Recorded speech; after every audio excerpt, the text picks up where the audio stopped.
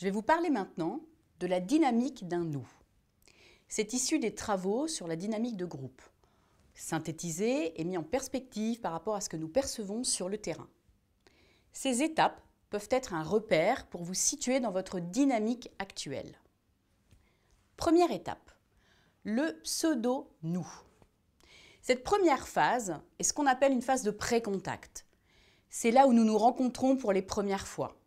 Le groupe ou l'équipe est nouvellement constitué. On s'observe, on n'ose pas encore vraiment se dévoiler. On peut imaginer comme des petites antennes là au-dessus de nous, pour sentir avec qui nous nous estimons bien ou avec qui ça peut coincer. Quelque chose de l'ordre de où sont mes alliés avec qui je me sens en sécurité ou au contraire où sont mes ennemis avec qui je me sens plutôt en insécurité, voire en danger. À ce moment de l'histoire, le groupe ne peut se mettre à la tâche. Il ne peut quasiment rien faire d'autre que de s'auto-évaluer. Les jeux qui le composent sont très centrés sur eux-mêmes et leurs ressentis. Cette phase peut durer assez longtemps, surtout quand il y a encore beaucoup d'entrées et de sorties. Ce qui peut diminuer une forme d'anxiété, c'est de poser un minimum de cadres, un minimum de règles, une charte, qui vont permettre de clarifier les membranes du groupe et rassurer certains membres. C'est le moment pour commencer à créer du nous. Faire des activités ensemble, proposer des jeux de rencontres, des jeux coopératifs, des brise-glaces, bref, tout ce qui va nous permettre de nous rencontrer pour abaisser nos barrières et nos a priori. Pour qu'ensuite une deuxième phase arrive. Le nous symbiotique. C'est l'aspect fusionnel du nous. C'est le moment où certains d'entre nous commencent à trouver les personnes de ce groupe absolument extraordinaires, où nous avons envie de faire beaucoup de choses ensemble. On peut dire que c'est un état peut-être un peu quasi amoureux, bisounours diraient certains, tout le monde il est beau, tout le monde il est gentil. C'est aussi le moment où je montre particulièrement mes qualités, mes plus beaux côtés. Je me montre agréable, très sympathique. L'autre aussi me renvoie cette image de moi, merveilleuse. Le groupe peut se complaire assez longtemps dans cette forme de béatitude. Toutefois, certains individus détestent ça. Il peut y avoir un côté engluant ou aspirant, où l'on se ressemble un peu tous, une forme d'uniformisation. Ils ont donc tendance à fuir le nous fusionnel, arriver en retard, manquer des rendez-vous, tenter de freiner les élans pour se retrouver. Le nous symbiotique n'est pas très centré sur la tâche. On cherche là encore quelque chose qui est plutôt tourné vers mon jeu, du type comment je vais me faire aimer, comment je me fais accepter. C'est souvent le moment des réunionites. On se réunit pour se réunir, on partage beaucoup de choses ensemble, mais pas forcément par rapport au projet. En même temps, c'est une phase incontournable, importante et précieuse. C'est une phase qui est souvent oubliée dans nos entreprises. Parce que c'est une phase qui sera constitutive de la culture commune et des anecdotes du groupe pour la suite.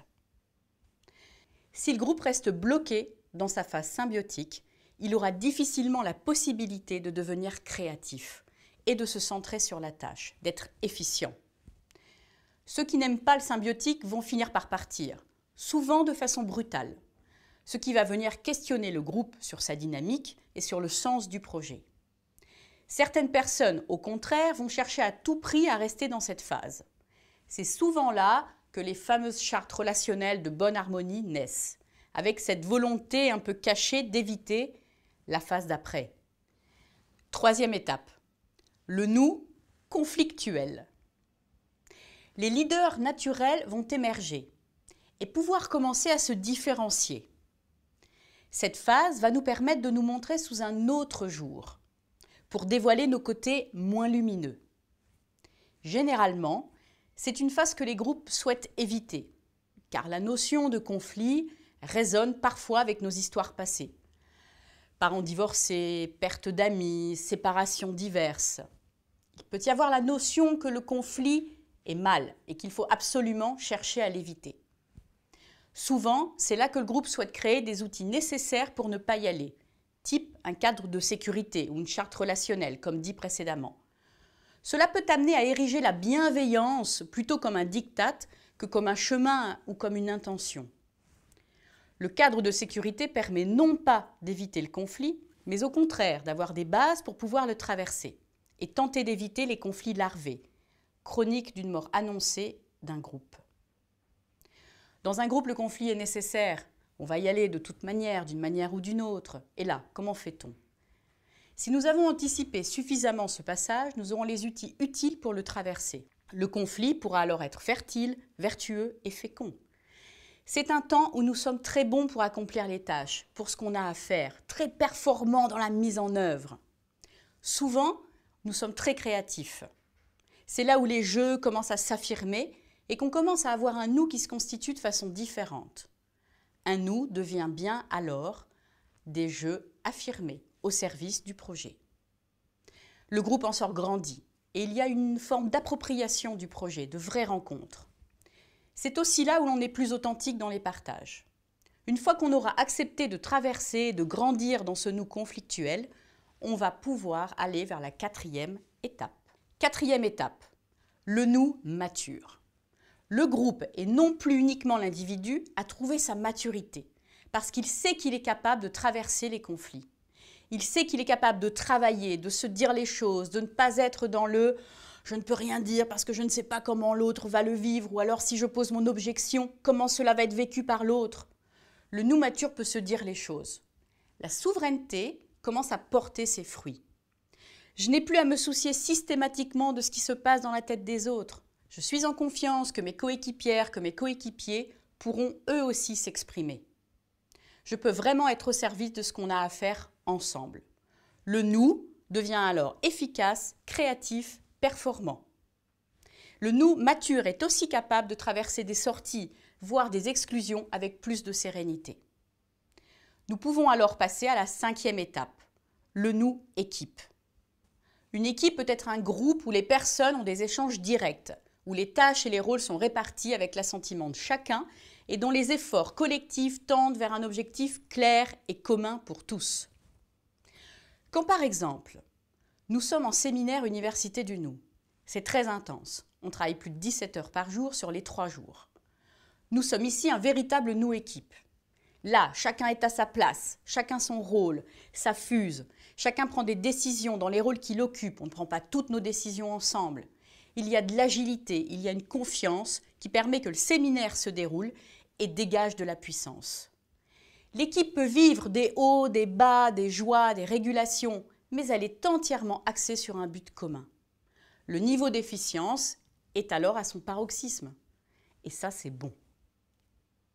L'équipe en ressort avec beaucoup de complicité. Il en ressort certaines caractéristiques. Une communication directe. Pas de manipulation, de jeu psychologique, ou en tout cas le moins possible. De la conscience de soi et des autres. De l'aptitude à s'autoréguler, à métacommuniquer, ça veut dire à communiquer sur la manière dont nous communiquons. De la solidarité, de la confiance. De l'acceptation aussi des différences qui sont admises comme de la richesse dans l'équipe. L'acceptation des critiques, des feedbacks des autres coéquipiers. Bien sûr, tout ceci n'est pas linéaire. Le groupe peut vivre des phases précédentes. Quand par exemple arrivent de nouvelles personnes dans l'équipe, d'où l'importance d'un processus d'entrée et de sortie, quelque chose de duel peut se mettre en place entre les nouveaux et les anciens. Cela peut vaciller, comme quand quelqu'un sort de la barque et que quelqu'un d'autre rentre, il y a un équilibre à retrouver. Ce sont des moments où il est important de reprendre soin du nous et de ce nouveau nous en formation. Le nous peut donc repasser par une petite phase de pseudo-nous, d'observation, puis par le nous symbiotique, revivre des moments conviviaux et festifs qui vont nous souder pour la suite. L'équipe en place ne peut demander tout de suite à la personne intégrée d'être déjà à l'étape du nous mature. Elle a à vivre ses propres phases. Ainsi, le processus d'inclusion doit tenir compte de ces étapes. Intégrer que l'individu doit faire son chemin et qu'il y a un moment où peut-être il y aura une phase de conflit. Cela amène d'autres énergies, cela vient remalaxer le nous. On est obligé de le revisiter. Il n'y a rien d'acquis. Il y aura parfois besoin de se reconfronter, peut-être fortement, et se remettre en cause sans compromission pour redevenir créatif. Ce ne sera plus un nous conflictuel, mais un conflit géré par un nous mature.